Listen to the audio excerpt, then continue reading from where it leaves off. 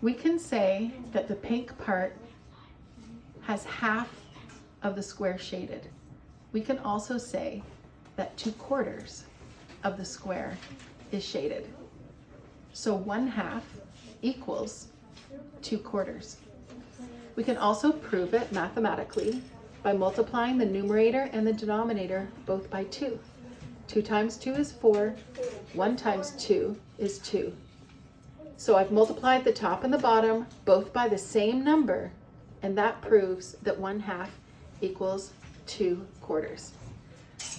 Here's an example of a hundreds grid. I have shaded 60 squares out of 100. 60 squares are shaded out of 100 squares altogether. But if I think about the columns, I notice that there are 6 columns shaded out of a total of 10 columns altogether. 6 columns shaded out of 10 columns altogether. So that's a way that I can prove that 60 over 100 is equal to 6 over 10 because it's the same area. 60 squares out of 100 squares equals 6 columns shaded out of 10 columns. And I can prove it with a calculation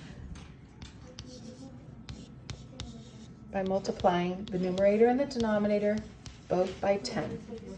6 over 10 equals 60 over 100. Here's some more examples. 2 over 4 is equal to 50 over 100.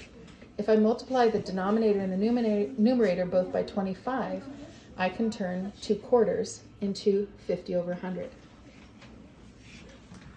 3/5 equals 60 over 100.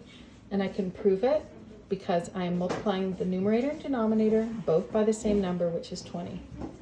Last example, 6 over 10 equals 60 over 100, which is the example from the chalkboard.